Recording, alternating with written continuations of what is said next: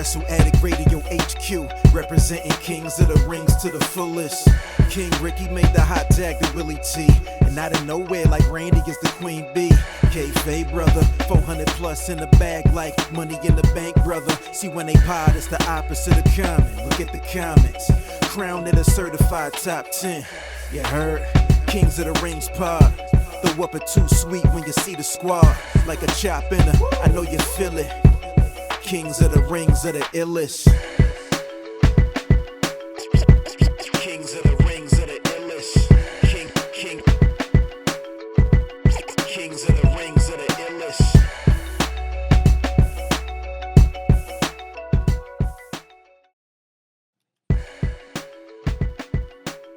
The illest. I was gonna say, you're not gonna say it? Yeah, am I supposed to? Is that a thing now? I thought it annoyed you. It does annoy me, but I didn't know if you were gonna do it, so I waited. I'm trying to be a good boy. I'm not. It was a long pause. Yeah, good soldiers follow orders, or whatever the thing is in Clone Wars was. But yes, ladies and gentlemen, welcome to Kings of the Rings podcast, episode number 420, which is actually kind of ironic. We really should have planned out a 420 episode when we got to that number.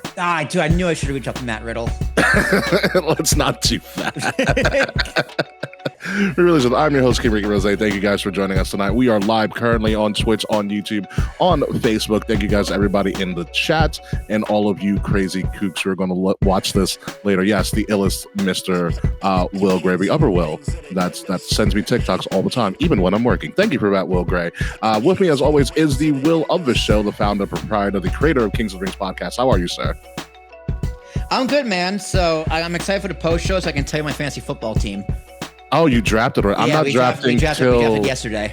I'm not drafting till Labor Day night. Let me tell you, dude. I wish we waited because my kicker is already on the IL due to Miami. So this is why you wait till after the rosters. Dude, my buddy Chris wanted to draft 2 weeks ago. We all told him, "You're an idiot." Yeah, like, why would you do that at all? Like, oh my God, yeah, fantasy football. I mean, we are going to stick to the fantasy football, I guess. Stick just in the sense of like ESPN. And speaking of ESPN, so remember last week when we talked, or a couple weeks ago when we talked about ESPN and WWE doing things, starting at the beginning of next year. Well, apparently everybody lied. Yep. They're like, actually, how about we just do it now? Yeah. The PLEs for WWE are migrating over to I was going to say Peacock, to ESPN starting less than a month from now in September 20th. All WWE PLEs moving forward will be on ESPN's direct to consumer app, or whatever it's called, the flagship app. I'm just calling it ESPN Plus. It's not ESPN Plus. I know it's not, but that's what I'm calling it. Don't call it ESPN Plus. You will confuse everybody. Exactly. I guess this is the ESPN app, I guess, then. It is, yeah. It's the ESPN. The ESPN app. It's ESPN Unlimited, actually. Yeah. Once you're logged in, it's like, oh, okay, this makes plenty of sense. I did watch the Yankees Red Sox on Sunday night through the ESPN app. Yeah. And no issues, no buffering. I do say I wish they had that like 15-second rewind button so I could rewatch home runs. You also have the second screen thing that they're trying to integrate now. I mean, it's interesting. Like the MLB.TV like interface is just the best. Yeah. But it's kind of hard to do that with all sports like ESPN. So it's fine. It's streamed well, no buffering, but I wish there was a better rewind feature. But hey, man, win some, lose some. Yeah. So we're going to break this down a little bit more. So the ESPN Unlimited app, the first event is going to be WrestlePalooza. Yes, they took that from Boy Meets World. It's in an episode where I think he faces Bam Bam Bigelow, and the sign in the corner says WrestlePalooza. Is that on an ECW thing too? Potentially. Who the hell knows? It's going to be in Indianapolis. I'm Googling it. Yeah, WrestlePalooza was an ECW thing. It was an ECW thing. So it's going to be live from Indianapolis on the ESPN Unlimited app, potentially on linear TV. We don't know yet because we're assuming WWE and ESPN want to make a big splash of this. So you might be able to watch this on regular ESPN for the time being. This is a Saturday night? It is a Saturday. Actually, it's a Sunday, I believe. You know why? Because Saturday's college football, no? Well, also that, but also what a lot of the IWC kind of bitches and moans about, even though it's been a practice for years, it's the same day as All Out.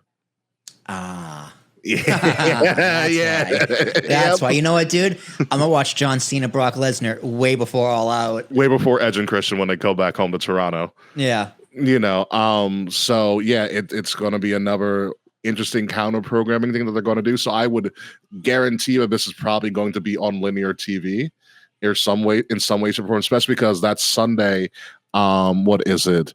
Sunday Night Football is with NBC. NBC. Okay, yeah, because that's a thing ESPN has to decide. Do they preempt something for live network TV? Oh no, like, moving forward in general. My apologies. The 20th is a Saturday. I apologize for that. September 20th is a Saturday. So all that'd in be college football. All out, yeah, college football, depending on what the schedule is that day. So all out and WrestlePalooza will be on a Saturday, and we already have Slack coming for that show. So I've actually thought well, here's the thing: we're gonna call it Slackapalooza. Slackapalooza. I was gonna say wrestle a slacker, but no, Slackapalooza works. Slackapalooza works. It's gonna work. So yeah. What you guys are probably wondering, and what I was wondering too, how the hell did WWE get out of their commitment for PLEs with Peacock months early? So, according to multiple sources, including The Hollywood Reporter and I think Variety, WWE Steiner mathed their way out of this. Please break this down for me. I'm so excited. They said, hey, because we held a 2-night WrestleMania and a 2-night SummerSlam, we gave you the mathematical numbers to reach our quota to get out of the reach our 5-year deal or whatever it was. To reach our deal, yeah. And Peacock was like, yeah. Peacock was like, you know what, dude, we're hemorrhaging money. We're not a good platform. Fuck it. They're gonna make a ton of money with the NBA coming over there now too. Also true. Yeah. So hopefully I can save Peacock. Listen, Peacock's fine. Used to Peacock. I've been watching. Well, so because the big question now is watch Twisted Metal. I know. I've heard. A lot of the big question now is what's going to happen with the library, the WWE library from Peacock. I have answers for that too. So it's rumored it's going to ESPN, but someone dug through the code of Peacock and they say everything is leaving March 26th. Yes, there's a whole thing for it. So I am binging through ECW. I'm in February '98. This is a great quote by Will Gray. It was the most BS. It's not you, it's us breakup ever. Pretty much. Yeah. So Peacock was like, "Wow, you're goddamn right." And Peacock's going to be fine. They have the NBA. They have the Sunday Night Football on the Peacock. Olympics. They always have the Olympics. Yeah. They have Big Ten contract, and they have Notre Dame. They might have the World Cup. I don't think they will. You never know. That's a big thing. Anywho, be it as it may. So now, starting September, WrestlePalooza, all the PLEs are going to be on the ESPN app and or ESPN linear TV at the discretion of ESPN. What's going to remain on Peacock for the time being is the NXT PLEs up until March 26th. Yep. The whatever's left of the WWE library for the foreseeable future. And the 30-day recaps are like you'll be able to watch SmackDown 30 days after it airs live. That's going to remain on Peacock as well. Yeah, until March. Yeah. So March 26th, we don't know what's going to happen after that. So there's a lot of crazy things going on. Here's another thing that you have to be aware of. So we had mentioned last week or so that if you had a cable provider and you synced your ESPN with your cable provider, you'd be able to get ESPN Unlimited at no extra cost, none of that $30 a month. The lie detector determined from Maury that was indeed a lie. So you're only able to get ESPN Unlimited through certain cable providers right now. Those include Fubo, Hulu Live TV. I think Comcast is one of them. I forgot the exact number. It's like anything Disney has a partnership or owns. Disney affiliated. Yeah, I will tell you. Affiliated. That YouTube TV was such a kick in the teeth. I was like, damn. I was so mad. I'll tell you right now as I'm looking at it, it's DirecTV, streaming only DirecTV, you'll get it. Fubo TV, Hulu Plus Live TV, Spectrum TV, and Spectrum TV. Those are the only 4 right now. Currently the idea is that ESPN is working with the other cable providers, including YouTube TV, to potentially work out a deal where their subscribers will be sometime in the future be able to get ESPN Unlimited at no extra cost. But for right now, I'm shit out of luck. for a long time. I'm going to be camping at Kay's place because Kay has Hulu Plus Live TV. Yeah, and then once it moves over to Netflix in probably a couple years. One, and then once Hulu goes to Fubo or Fubo, Yeah. I keep calling it Fubo. Fubo. It's Fubo. Yeah. So I'm not looking forward to Fubo, but what are you gonna do? At least I know I'm not going to YouTube. So listen, I love YouTube TV.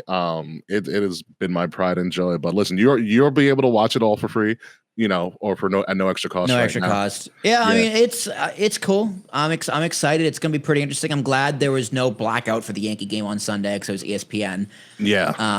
It's a national broadcast, probably. Yeah, that's probably why as well. Yeah. So it was. It's fine. It's a little bit of adjustment. I'm most curious still to see what happens with the library, the vaults.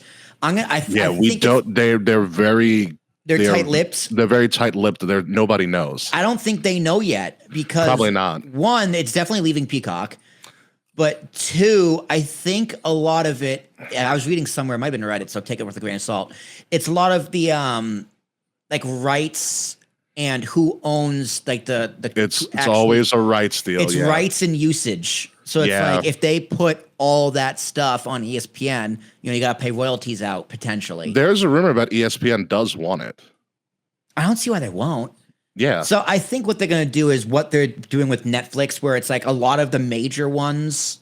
So like I was watching Raw the other night.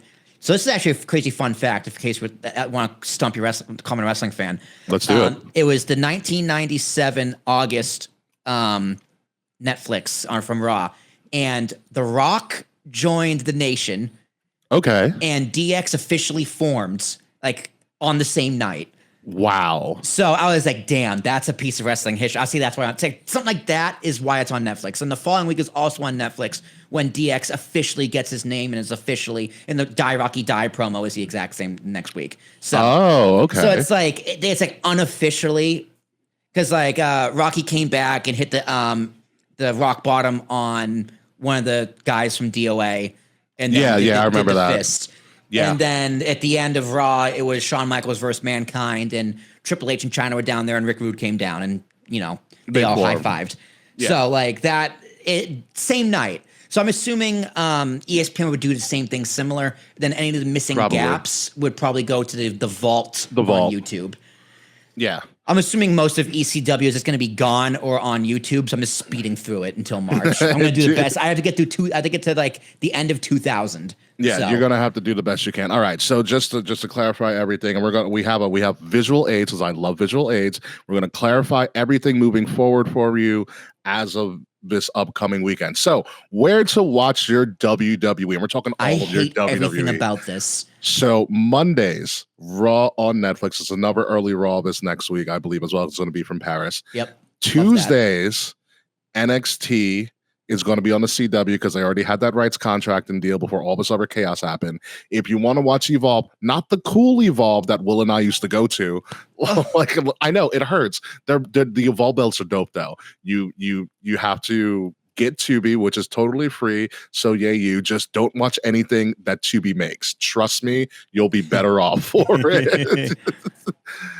SmackDown remains Fridays on USA Network with the backlog. You can watch it. You can watch the replay 30 days later. If you have YouTube TV, you can just DVR it. Also, the one thing that we forgot to mention as part of this continuing deal, Saturday night's main events will be quarterly, indefinitely on Peacock and Peacock alone. So it is no longer going to be on broadcast network TV on Saturdays. Which means no one's going to watch it. So NXT PLEs, including Heatwave, which just occurred over the weekend, remain on Peacock until March 2026. Yeah. Clash in Paris this weekend is the final PLE on Peacock. After that, WrestlePalooza is going to be the first PLE on ESPN, and all the PLEs afterwards will be on ESPN, either ESPN linear TV, it means you can watch it on cable, or on the ESPN Unlimited app, which we already talked about the fiasco with that rollout. So screenshot this, do what you need to with this, but that is pretty much the direction we're going with right now. As always, all of this is subject to change in 6 months from now. I can almost guarantee it. Yeah, absolutely. Yeah. All of this is a lot of this is going to change, but this is unfortunately the world we live in because we live in the US and everybody who lives internationally just gets everything on Netflix because it was, I guess, simple. Because that makes sense. Yeah. Yeah. Yeah. There's really nothing else to do it. Yeah. Although I think it's that time of the show, Ricky, where we check TKO stock. Go right ahead. TKO stock. It's been very, very good. Let me tell you that. So what all the deals they made, Jesus. It is at $185.16 and up 29.73% on the year. Well, I mean, listen, business is business. Someone's got to pay for that debt, allegedly. And the business is booming. Allegedly, they're still in debt though, and hopefully that'll change. And that also doesn't include the UFC deal, which is close. I think I saw something. It was just like TKO has made like $15 billion worth of deals in the past 5 years, and still broke. Yeah, and because they don't get that money all at once. They get spread out over the Netflix is spread out over 10 years. I can tell you how broke they are if you just look at the WrestlePalooza prices. Oh yeah. The ticket prices are insane. WrestleMania tickets for next year for front row and ringside are estimated to be like $70,000. Yeah, like nah. Even the green shirt guy's probably like, fuck. I think green shirt guy knows somebody in the business. That's who knows? He's blackmailing somebody. Seriously, he knows. He's got Shane McMahon's black box. Remember when Shane came back? Right. Yeah. He's like, you know what box I have, Vince? The Vince Appreciation Award. Yeah. No, I think that black box has well become public. It's probably the lawsuit. Yeah, right. I think that's what it was the entire time. Not to it's make like, light hey, Stephanie, of it. Your original name was Janelle. Yeah, right. Crazy, right? All right, so let's move on to what happened last weekend. Forbidden Door happened last week, and I literally just finished watching it earlier today because that's what I've been doing most of the day. And not gonna lie, as a whole, as a group, we pretty much predicted it completely correct. Yes. So that means there's no change in the score. No, there's a little bit of a change, and we'll get to that. But it was good. It was a decent show. The matches that were going to be good were good. Edge and Christian opened the show, which I thought was very interesting. Or Copeland and Christian opened the show. Jamie Hayter returned again because she had been injured. Okada and Swerve was really good, which I didn't expect anything less, but they told a great story. I heard Swerve's injured. That's probably why they did his injury angle with his knee. Oh yeah, because he is like I think he's gonna be out for a little while to have surgery. Yeah. Also, Wardlow came back. Cool. Yeah, the Don Callis family is freaking stacked. Some interesting things happened since the last time when I watched it. There's different things that occurred. So the Hurt Syndicate lost. Really? Yeah, the Hurt Syndicate lost. Wardlow returned. Jamie Hayter returned. So MJF actually weaseled his way out of using his contract for a title fight. So essentially he like almost beat down Mark Briscoe to get sympathy from Hangman. So Hangman agreed to essentially say you don't have to use your contract. So he technically still has like AEW's Money in the Bank per se. And the match was like if the title can change hands by disqualification or count out. Stupid. Yeah. So Hangman ended up winning anyways, but MJF has the last laugh because he still has a contract for the match anytime he wants. So what about Mercedes? What'd she do? She won. Oh, of course. I'm glad I didn't pick against her. She also picked up another belt on the Indies. I did. She got what, 9 now? Cool. I still say 8 because I don't count the Owen Hart. Oh, okay, 8. Yeah, I'll concur with that one. Yeah, I say 8 because the Owen Hart doesn't count. The Owen Hart is like a trophy that gets you somewhere else. It's not a belt, right? No, it's a belt. They give him a belt, but it's not like so. It's a belt, not a title. Yeah, wrestling lingo. In wrestling language, yeah. It's a belt. It's not a title. She's not defending it. She's not going across the Indies. Okay, defending the Owen Hart title. It's even more of a prop. Yeah, it's the prop of all the props that she has. So yeah, 8 was it? 8 titles, 9 belts. 8 titles, 8 titles, 9 belts. Yeah, there you go. That's how I see it. That's the Steiner math that makes sense. No, I think it makes sense because if you're not defending it, it's not a belt. It's not a title. It's a belt. It's a belt. Yeah. It's like a badge almost. Per se. What I will find interesting, so their lights out steel cage match was a spot fest because of course it was. But their steel cage wasn't really a steel cage. So the steel cage was pretty much like a cell with an open roof. So they had a lot of space like outside the ring, inside the cage. Okay, I like that. Because there was a lot of people in the match, right? 10. That's why. Yeah. And they can't call it Hell in a Cell. They probably couldn't put a roof on it either because that's copywritten all over it. Yeah, it was a lights out steel cage match. So it was big. It was a spot fest, is what exactly you expected. Daniel Bryan was on commentary for most of the match. Zack Sabre Jr. and Nigel McGuinness did what you thought the match was going to be. Yep, Nigel. I saw Nigel lost. I heard that. Yeah, Nigel lost. Which, that's okay. Yeah. Glad I didn't pick him to win. Unless I did, I don't remember. No, you did not. We pretty much. I think we tied the entire thing. For Forbidden Door. It sounds about right. It was a good match. You know, they were in the UK. So the UK crowd really did carry most of it. It's a good show. It's not my favorite show they ever did. I still think All In's their best show from this past year. But Forbidden Door was fun. Yeah, that's all I can really say about that. Fun's good. Yeah, no, fun is good. It's fun. They almost had 19,000 people in the O2 arena. That's very good. Which apparently it broke the Money in the Bank record that WWE set at when they were in the O2 a couple years ago. They'll be back. Give it a year. Yeah, but so here's the thing that I've noticed about the attendance records and stuff. It's the reason why we have smaller stages. Yeah, they want to shove people in there. Absolutely. Yeah. You know, Tony Khan's just like, yep, it's a dig. They're gonna dig at us. They're gonna dig at us. We're gonna dig at him, and WWE's just like, okay, cool. We'll be back soon with even smaller stage. It's just gonna be a curtain, right? Next time. So be like, there's like add more floor seating somehow. I don't know. Yeah, they'll figure out. Figure it out. They'll figure out the logistics of it. But yeah, they will pay to renovate the O2 arena just to add more seats. These super obstructive. They'll just put people on the roof.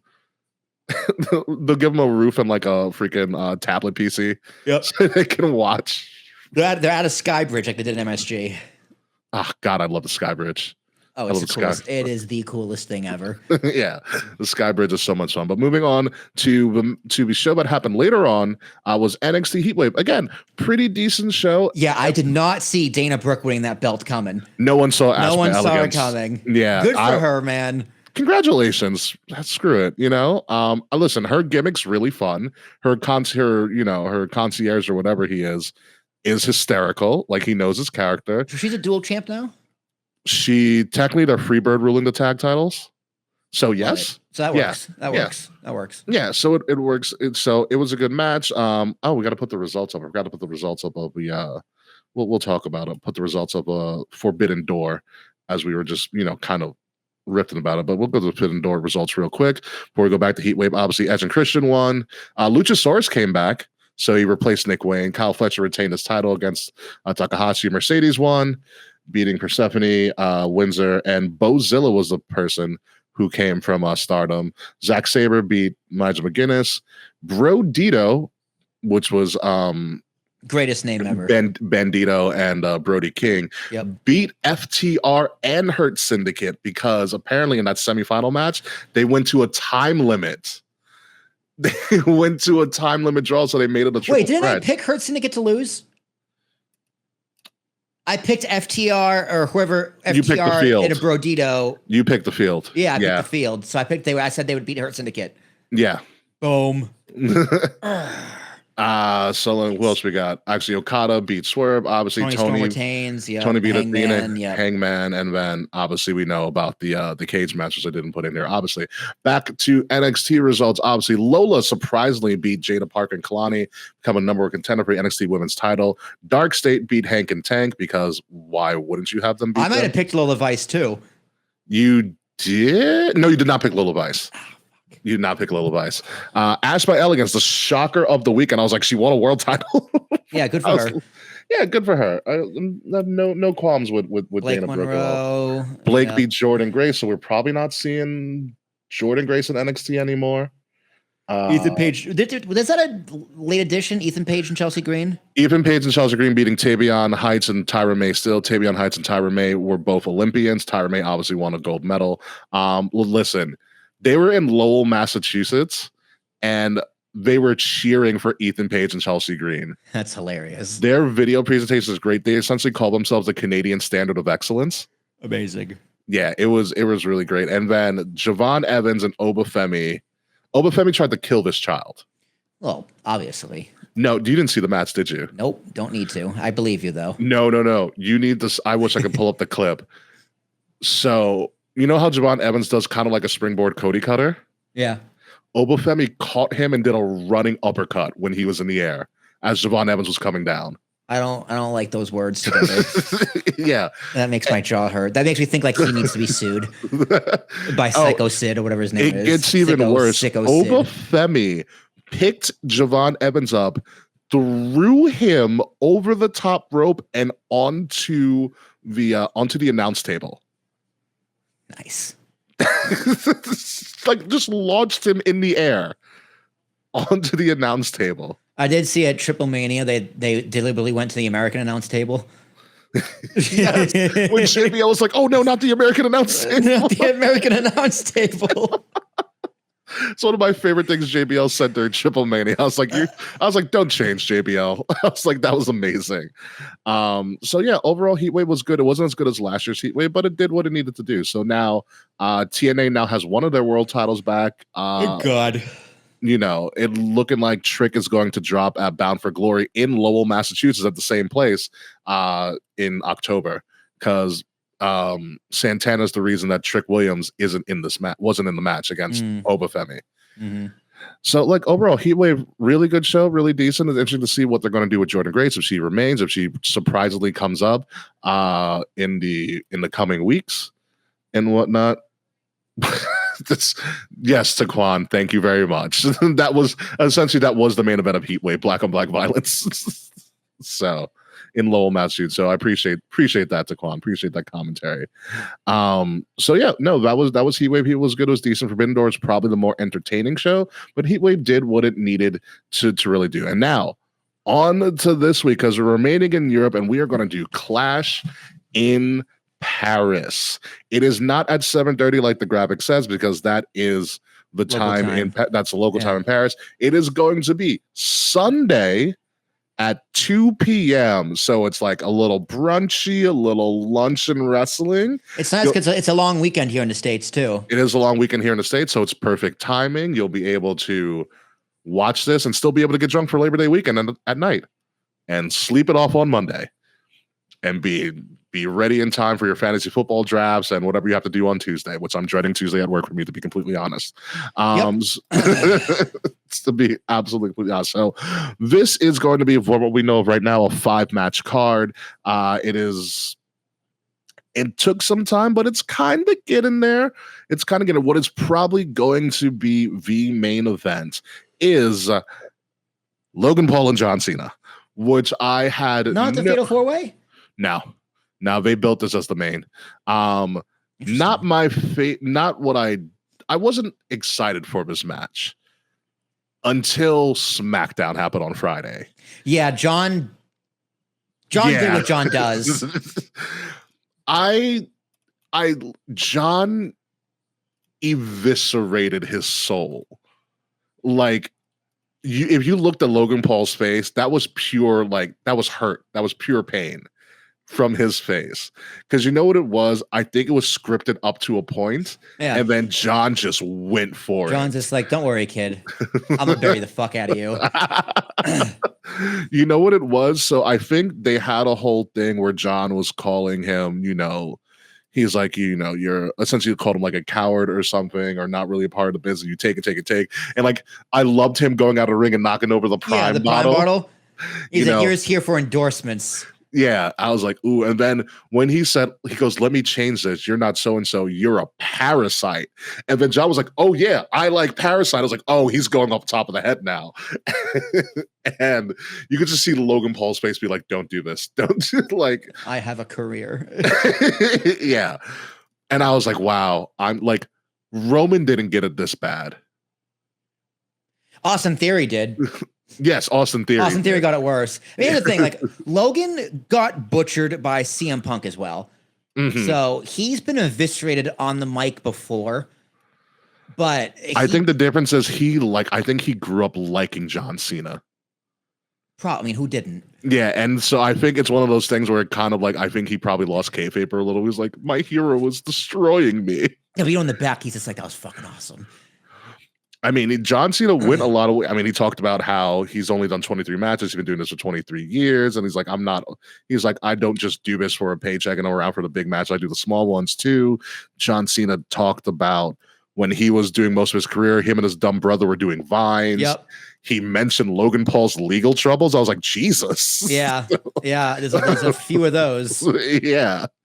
He's like, I know you have legal troubles. Like, I was like, oh, wow. Okay. So, great build. It's a great build. It's a great one-man build because John did all of that. And I think it was really funny when John was like, shut up. I'm touting wisdom on you. Shut your mouth. I was like, oh, okay. I was like, oh, we're getting mad, John. All right. It's the moment from SmackDown. I was like, holy crap. And then it also made me believe, okay, it made me believe and made me think to myself, okay, the heel turn was a bad idea, Rock or not. Like, the heel turn was a bad idea. I don't think it was a bad idea. They just didn't think of, okay, what next? The poor execution, because The Rock was like, I don't want to be around TV anymore. Like, you idiot, you started this. Yeah, and WWE usually does think of, okay, what next? Yeah. John Cena heel turn, they did not. And hearing John in interviews speak about how much it flopped is a little surprising. Because especially that first promo in Brussels, he's like, yeah, it bombed. I'm like, no, it didn't. It didn't bomb at all. Yeah, I thought it worked perfectly. I thought, yeah, it's like, yeah, you went out to the fans. It's like, you had a toxic relationship. Everything you said was valid and correct, but then you just went out and said it again and again. And you didn't like develop as a heel.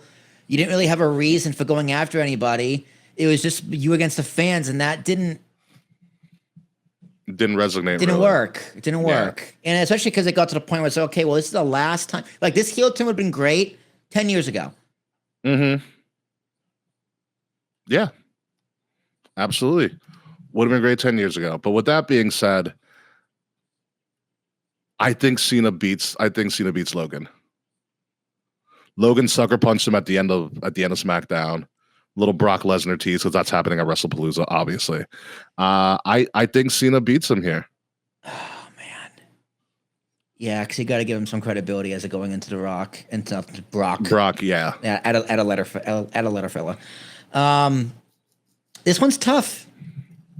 Because I could see John doing the JOB, but after burying him like that rarely happens. I think the only one he put no, that's not true. He put over Roman. He put over Austin Theory. He didn't really eviscerate AJ, but he put him over too. Babyface Cena puts people over on the way out. I don't think Logan Paul's the one. I don't either.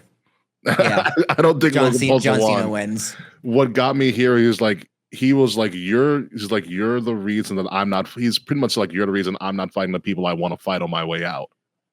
Yeah, he's like, I want to fight the Usos. He's like, I want to fight Jacob Fatu, Dom Mysterio, AJ Styles, like and people. Usos. Yeah, the Usos, yeah, people who matter. Mm-hmm. And I was like, in my head, I was like, oh, that's a shot at TKO Creative. Right. But John, but Triple H says John gets to do what he wants to do, and John Cena's like, I just do what they tell me to do. It's like, okay, well, which one is it? I believe John, but Triple H, why you? I believe John more than Triple H. Yeah, Triple H, why do you keep gaslighting me? Yeah. It's all part of the show. Fuck. No, it's not. Shut up, Paul. You know what's crazy about this now? After Clash in Paris, Cena has 9 appearances left. 9, yeah. 9 appearances left. Actually, not be 9 including Clash. Yeah, something like that. It's wild. It is wild. But yeah, I'm going Cena here. So moving on here, next match on the card. We have the World Heavyweight Championship Fatal 4-Way. God, I love this photo. This graphic is so excellent. It's a Monet. They're I know, I get it. It's on the painting. I get it. Yeah. I was saying it's the way that the 4 guys are positioned. It looks like the Queen. Yeah, Queen. I was gonna say the Beatles, but no, it's Queen. You're right. It's Queen. Yeah.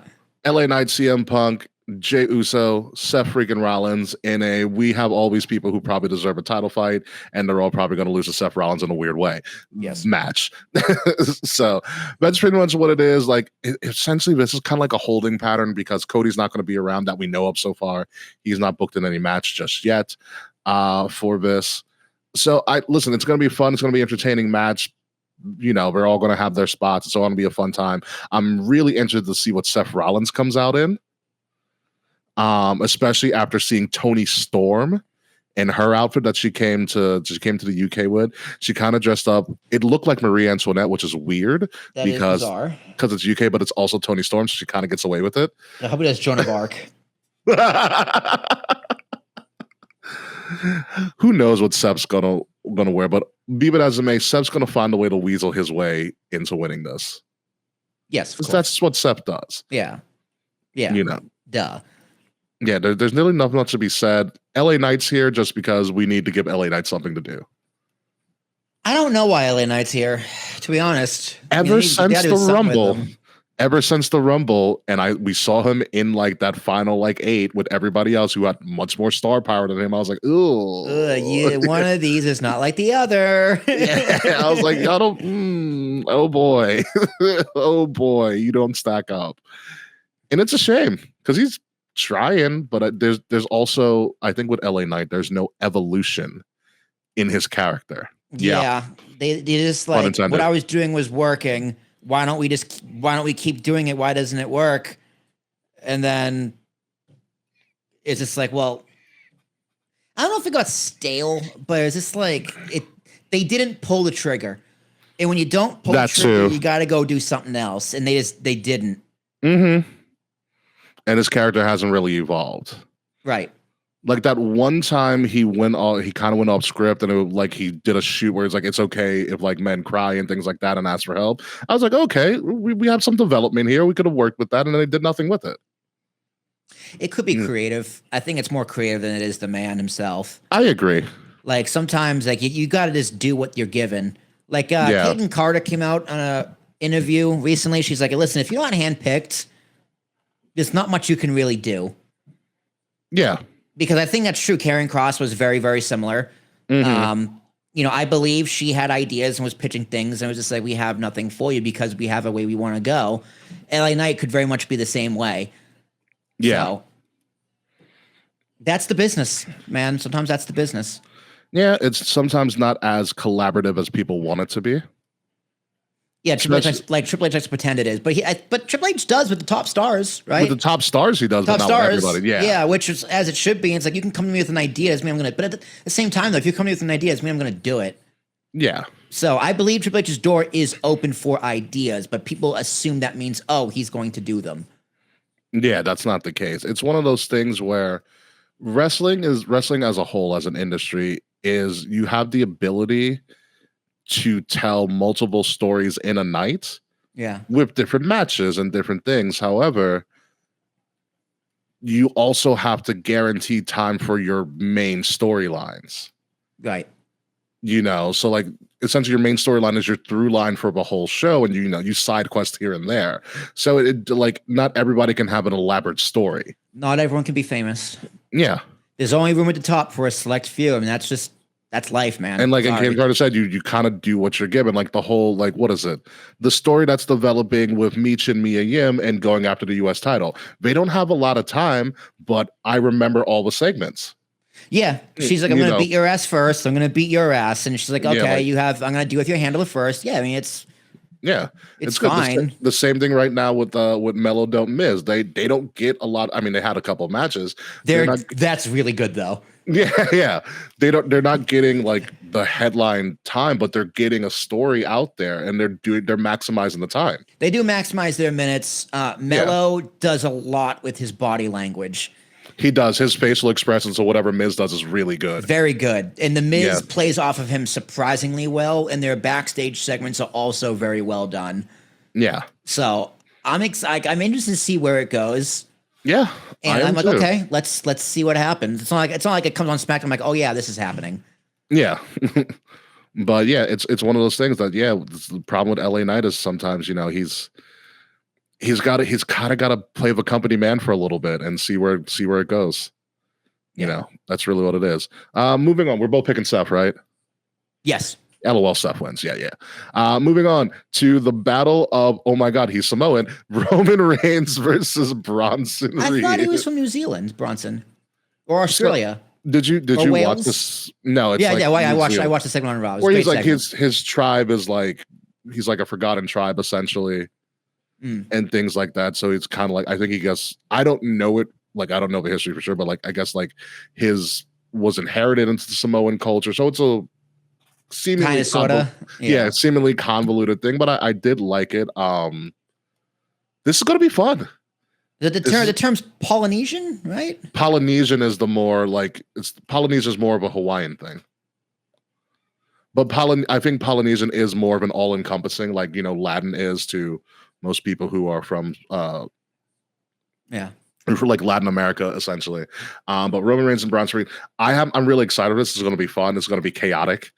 I would love Bronson Reed to get like people forget Bronson Reed has a sneaky victories in his wrestling career. Like Okada put him over in Japan. Yes. When he left, he got a lot of crazy wins. Like Bronson Reed is a formidable person. His tsunami thing is great. Him being the tribal thief and the Shula Fala, amazing. Like I kind of want Bronson Reed to win and take Roman's shoes from the match. So he has 3 of them, like 3 pairs all around his neck. But I don't think they're going to let Roman lose in Paris. No, dude, Roman wins. Yeah, that's what it is. And hopefully Roman gets his shoes back or something. Like I kind of want the shoe thing to be like just an ongoing battle. I like it, man. The Shula Fala, the tribal thief. It's like, okay, Bronson's kind of fine because Braun Breaker, massive star, right? He found his comedic touch. Like he channeled his inner Steiner finally. Yeah. And he is kind of separating himself from the pack while being a part of the whole. Bronson Reed is trying to do the same thing, and he's slowly kind of finding his little niche, his little corner to kind of dig his heels in. Yeah. And I think he's got like he's kind of a weird straight man in the group. Yeah. Or the more serious of them, because you have Seth, who's obviously the star. And I've started noticing this too, that Paul Heyman is with whoever's needed in the group. Yep. So like obviously on Raw, he was with Bronson Reed. He wasn't really with Braun Breaker. And I think that's gonna work wonders for the faction where like if Paul's with you, he's there to help you with something. Yep. And I think it's really cool to really see that. Like Paul's just a freaking genius. Him and Roman's back and forth too was great on Raw. It was so good. It was a great segment. Yes. Charles saying, since both Samoans cannot lose, I'm going with Roman. We are going with Roman too. Yep. There you go. Obviously. It was also really funny when they were saying, stand up if you love Roman Reigns or whatever. And Roman just goes, they love me. Well, that's remember when they did when they had Grizzled Young Vets there. And it was like shoes off if you hate it was who was it? Because it was sit down if you hate it's not coffee. One of the GYVs because they did like shoes off if you hate somebody, but it was like sit down. I hated the Grizzled Young Vets. I just didn't get it. Yeah, no, the UK crowds and the crowds in Europe are just fun. It's one of the crowds I really want to go to. Like I've been to a Canadian crowd and they're great. Chicago's out of its world. Chicago's great. New York's great. Brooklyn's great. Brooklyn's great. I want to go to a UK crowd, a UK wrestling crowd. They just seem like they just have a jolly good time for no reason. Yeah, European crowd, absolutely. But yeah, LOL, Roman wins because that's what Roman does. Bad. Yeah, it's really funny. They started like from a historical standpoint. Real quick, we're gonna sidebar real quick. From a historical standpoint, they started a bunch of wars for spices and still can't cook good. Yeah, they still can't cook very well. Yeah. Here's the thing: they started the wars for spices and won. And still can't cook really well. Like, you know what? No. Rice and beans. We got this. One of my favorite things to watch is when like British like young adults or like British like teenagers come to America and try like barbecue for the first time. They just eat Popeyes. No, they'll go to like a real like Texas barbecue place. Yeah. And they'll just load them up with a giant platter of meat and they're just like, oh my God, it's so juicy and flavorful. I was like, yeah. What did you expect? Welcome to America, bitch. This is what we went to war for. This is why we won. Tax this asshole. You're paying our taxes. Oh my God. Yeah. I don't you do all this battling for spices and still can't cook very well. It's quite astonishing, to be completely honest with you.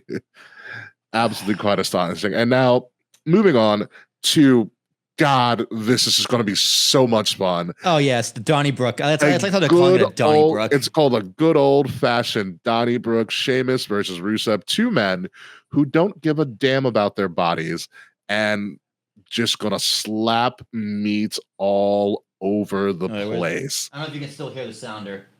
Let's hear it. Let's see. It was meat. Does it come across? It comes across. Yeah. Excellent. Majesty. Hell yeah. I wouldn't be surprised if this starts out the show. That'd be great. It's just absolutely chaotic. Like this really was supposed. It seemed like they wanted to do a best of 7, but not a best of 7, and just beat each other's ass. Yeah, like we don't even keep a score. Just go fight. And I think this is good. This is good. Yeah. This they brought Miro back. He's been feuding with Sheamus pretty much ever since Mania.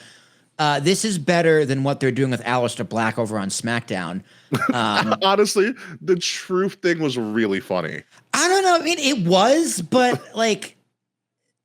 Truth's magic to me is just gone because they tried to turn him serious and then they're just going back to it. And it doesn't work the second time. You know what it was that you can tell they kind of bombed it because remember Truth ran into John Cena. Yeah, in the back, he's like, "I'm back." That was great. That was when they did the mime thing. Yeah, that segment worked. It was great. Yeah. But he's like, "Oh, my bad. I flew into Dublin, Georgia. I didn't even know there was 2." Which, to be fair, I didn't know there was 2. I had to ask Charles, "There's a Dublin, Georgia?" Yeah. Well, there's also an Athens, Georgia. So. Well, yeah, Athens is where the University of Georgia plays. Oh, there you go. So, there's also a Rome, New York. Yeah, there is a Rome, New York. It doesn't quite work as well the second time, even though that feud is mostly about Damian Priest. But back to Miro. This has been a very good feud to reintroduce Miro. Sheamus is the right person to do it with. Sheamus doesn't need to ever win a match ever again in his career, so Miro wins. Rusev, I keep calling him Miro. Rusev wins very easily. Do you think one of them gets busted open? I don't know. I don't know, but if they are, it's going to be the hard way. I don't think they're going to deliberately bust each other open. Even if it's fake blood. I don't see it, not for the first match. I would like to see Rusev get busted open a little, and then he just goes ape shit. Yeah, right. It's like when say the fighters see red, quote unquote. Mm-hmm.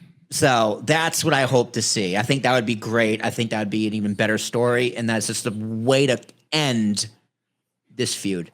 Yeah, no, I think Rusev wins too because, like you said, Sheamus can take a loss. It's nothing too crazy if Sheamus loses. Sheamus is still going to the Hall of Fame, obviously. Yep. And it's this is just gonna this is a low stakes match. It's just gonna be fun. This is a very IWC style match. Yes. Just beat the crap out of each other, and whoever wins wins. Yep, it's a 2K25 match. Pretty much. Pretty much what it is. But I'm looking forward to it. As soon as I said Donnybrook, I was like, yes, this is exactly what they need. I don't know what a Donnybrook is, but I like the word. It's just it's an Irish thing. I know. It's an Irish thing, yeah. Yeah.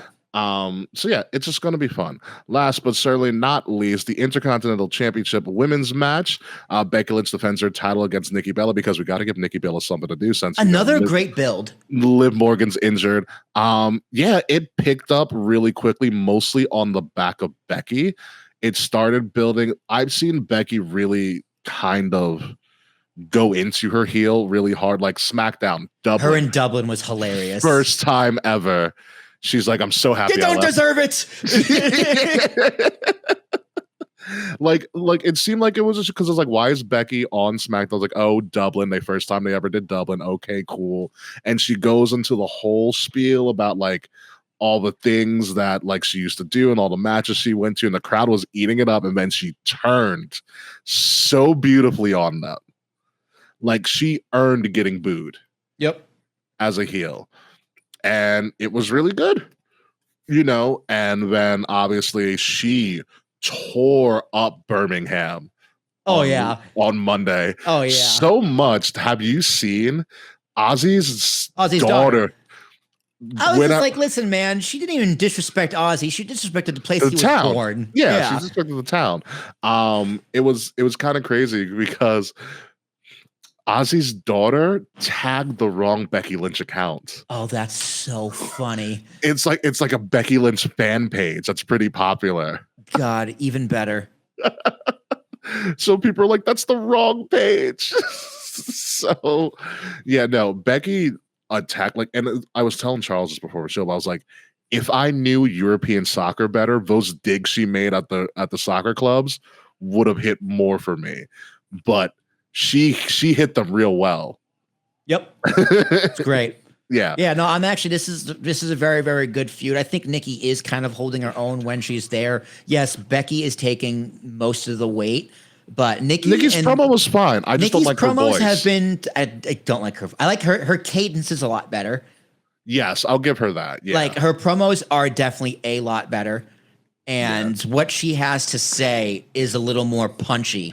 So it works. Yeah, it's what I've noticed more a lot with the bigger stars on WWE in particular. They're allowing them to punch a little more. Yeah, she feels less scripted. Yeah. They're allowing them to kind of feel it out and just like go for it. Like all this talk about a dog, you're just being a little bitch. I was like, ooh, there you go. Like, that was good. Go. There you go. You're the C word. Ooh, coward. Oh. And Becky was like, that's even worse. The C word I thought you were going to say. I'm like, I'm not going to lie. I thought she meant cunt. Yeah. Great promo. It was great. No, it was good. Very well done. It was good. I like how Becky was like, I'm not trying to erase your history. I just don't care.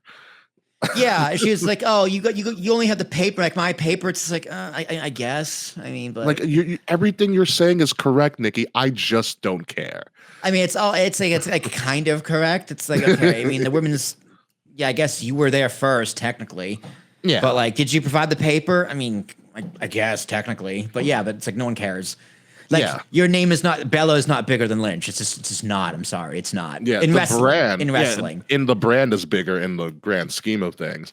Also, like how Becky said that Bree's the better wrestler. Yeah. The better twin. Yeah, no, it's good. It's gonna be a bill. But with all that being said, Nikki's there for a paycheck. Well, yeah, she needs it. She's paying alimony. Is she paying alimony or is he paying alimony? She is. Why is she paying alimony? Because she's worth more money.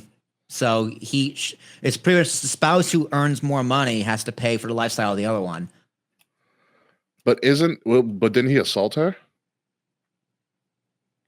He might have. Yeah, there was assault involved. That's why I'm wondering, like, why would she be paying alimony? Hey man, divorce court's a messy business. I don't even want to get started on it, but yeah, that's all I'm wondering. So, but be that as it may, and she obviously has her child with her. Hence why I was like, why would she be paying alimony? But we'll see. Neither here nor she had a kid with him. Yeah, I forgot about that. Her and Artem had a kid. Yeah. I hope she has custody.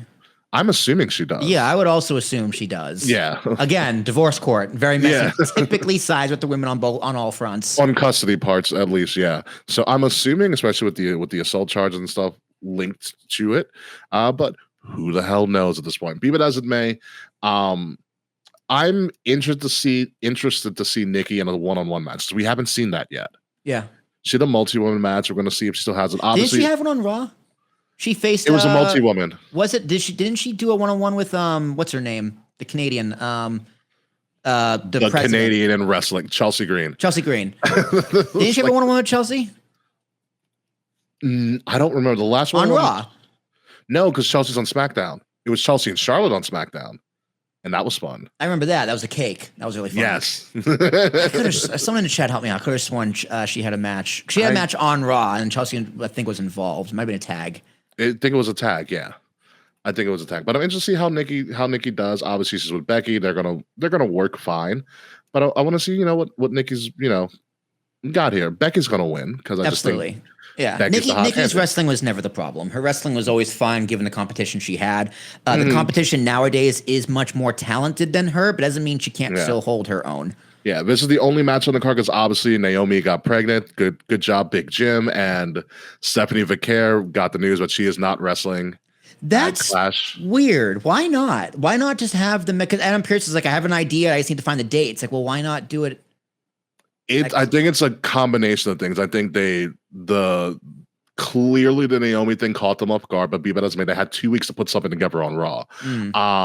But I think, and this is all just speculation, I think it is, you had that, then you had the WrestlePalooza news and all the ESPN news. So they're probably saying, why should we crown Stephanie at Clash when we can crown her at WrestlePalooza? Like, we just have a brand new show we announced. We need to put matches on there, and we need to buy some time. So henceforth. That makes more sense. Put Stephanie Vicaire, one of your hottest acts right now, like inside the ring, and just look at her. I'd still put it on Rhea, but Stephanie is the match.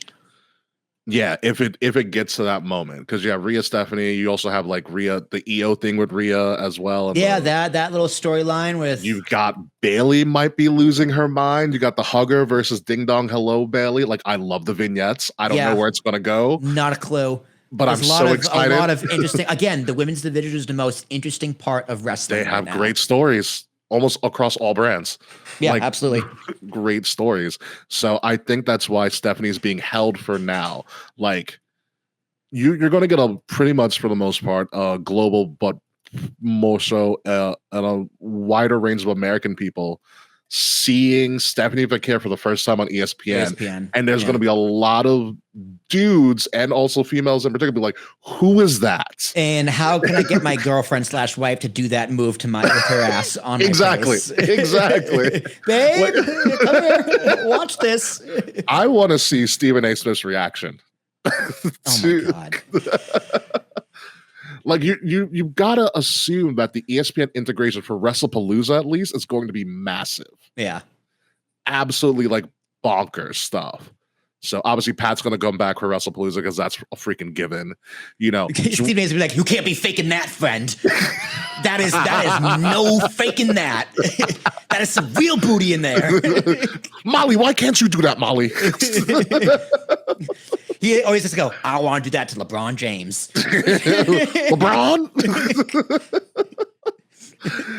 That is the one thing I'm kind of psyched about the ESPN integrated. Like, what other random personalities are going to show up for this? Like, is Scott Van Pelt going to be there? They just got Rich Eisen back. Eisen back. Yeah. And Rich Eisen and Seth have like a bromance. Like, Seth's always on his show. There's a lot. I mean, there's a lot you can do. So there's a lot you can do. But with this, obviously, LOL, Becky wins for that as well. So that is the final match on the card for Clash in Paris. How do we think this is going to do? We're going to crown this thing, 1 being the worst thing in the world, like, exploding barbed wire death match in AEW, or 10 being it is the standard of horrible. No, that's accurate. That's a very fair comparison. Or 10 being the finale of WrestleMania 40, the greatest spectacle of all time in wrestling. I honestly think the combination of they're trying to get you hype for this integration of the ESPN. Yep. It's working. Paris, it's Paris as well. Paris has a phenomenal crowd historically.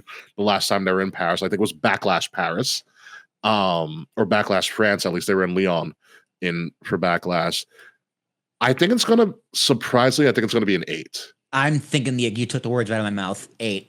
Yeah, I think it's going to be an 8. I do wish we had Stephanie Vicaire, but I think your reasoning holds water and it makes more sense. And there's enough to be replaced. Like, what do you think they replaced that match with? The Donnybrook match or the IC title match? I think the Donnybrook. Donnybrook. So it's okay. It might have been the IC. It might have been. Well, no, they were building to it. They were building. I think so. It probably was the Donnybrook. Because okay, well, we need something to replace. This is how these two guys beat the shit out of each other. And you know what? Fair. Yeah. So whatever works. It's going to distract you. And while they figure out what to do, like I bet you, as they're going to start this whatever mini tournament to face Stephanie for the vacant world title will happen in Paris anyways on Monday. So it's really no harm unless you like they'll still get to see Stephanie and all of that and everything. And honestly, Stephanie McCare's merch is amazing on the shop. If you look it up, you should look it up. She has like 3 new shirts. Dude, I'm still wearing my Bobby Roode "Glorious Until Victorious" shirt. So it's getting close to not fitting, so I probably do need some new merch soon. Yeah, Stephanie McCare's one is absolutely phenomenal. So pretty much that's all we have for show tonight. Thank you guys for joining us. Is there anything else you want to cover in wrestling so far? I don't think so. I thought I had it's the R-Truth thing I wanted to get in there. So we talked about the R-Truth. We talked about all the other calamity. Like it's really weird that we're kind of, even though Clash in Paris should be fun, it's kind of wrestling starting to go on a downslope for right now until we figure out what the hell happens with ESPN. Well, it's the same thing it always is. Football season's coming. Yeah. WWE always kind of takes a little bit of a nap around football season. Wrestling in general at this point is taking a nap around football season. Obviously, TNA Bound for Glory is coming up, so they're kind of built to that. They just got one of their world titles back. Who knows what's going to go with Trick and them. NXT just started actually right now as we're recording, so we're going to see what the fallout from Heatwave and that stuff is. So yeah, no, it's an interesting time in wrestling because wrestling's almost getting to the point commercially where there's now no downtime. Yeah. Period. Ever. Yeah. For any reason. Once there is too many hands in the pot, at least in America, for wrestling, that someone's going to cover it somewhere. And it's so mainstream. And now that ESPN's involved, this is going it's going to just be it's a rocket ship. Oh, let's go, Big G. Giancarlo hit a homer? Off the wall. 3 runs going to score. What wall? Are they in Boston? Left field. No, they're in New York playing the Nationals. Oh, he hit a liner. Bases loaded, 2 outs, 3-2 count, and he put it off the top of the wall in left field. Son of a biscuit. So the runners were going. So okay, yeah. At least 2 will score. Good for them. 3 scored because they were running on the pitch. 3. Okay, yeah. Oh yeah. Before we forget, we need to know the standings. Yes, we do. Right now, yes, we need to know the standings for where we're at in this. I did the standings and the updated logistics of it as well. So remaining in first, K, 104 points, 70%. Second place, myself, 96, 67. Third place, you, Willie T, 95 points. You're only a point behind, 66%. We still have like 20 more events to go. I know, we got a long way to go. It's a long way to December till World's End. It's gonna be a really, really long way.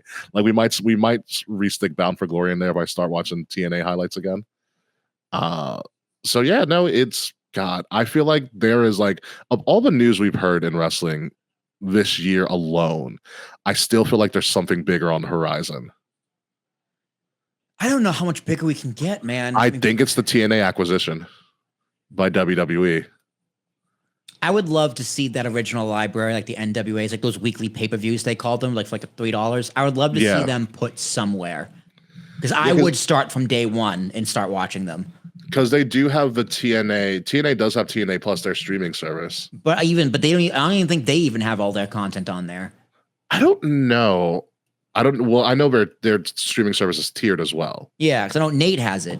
Nate does have. He has like the lowest tier. So okay.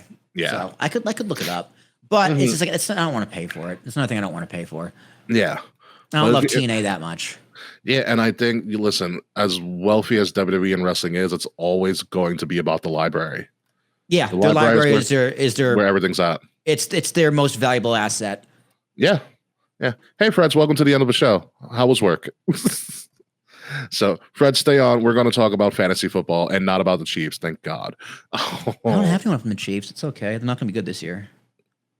Yeah. That's a blessing for everybody, to be completely honest with you. Well, especially now that, unfortunately, the tight end is engaged to somebody who's totally not famous. He's going to be distracted. Dude, people were so mad. They're like, why is ESPN breaking this news? It's news, not news from a sports perspective. I kind of get it. I get it because okay, a sports person got engaged, but that's not a sports story, It's not a sports story at all. It's very much it's a pop story. It's pop culture. It's a pop culture story, but it happens to involve a sports person. So they did it just to get clicks in views. That's really all it is. I know why they did it. I'm saying, it's not a sports story. It's not news. Like, it's not news. Yeah, it's not news. This is like one of the things that it's not news.